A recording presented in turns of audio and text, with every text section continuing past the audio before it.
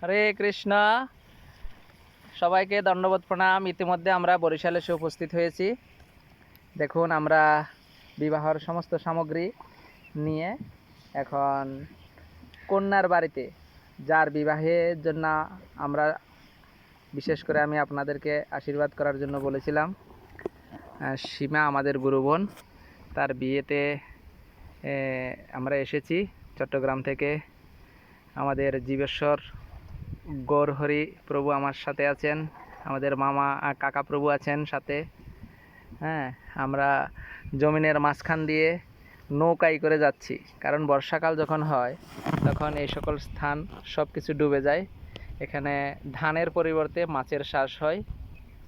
হ্যাঁ, আর যখন শীতকাল আসে তখন এখানে ধান চাষ হয়। তো সমস্ত জায়গায় জলমগ্ন, চারিদিকে অথই জল।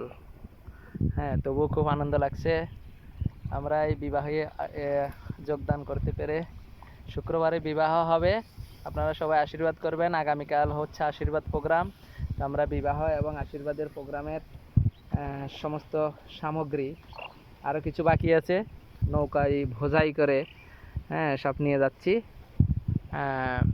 গ্রামটার নাম কি যেন প্রভু? কুরুলিয়া গ্রাম, বরিশাল ডিস্ট্রিক্ট, কুরুলিয়া গ্রাম, উজিরপুর উপজেলা। হ্যাঁ হ্যাঁ, উজিরপুর উপজেলা, বরিশাল ডিস্ট্রিক্ট, কুরুলিয়া গ্রাম। দেখুন, খুব আনন্দ লাগছে, আরও আনন্দ হবে। হরে কৃষ্ণ। সবাই আশীর্বাদ করবেন যাতে সমস্ত অনুষ্ঠান সুন্দরভাবে আমরা করতে পারি।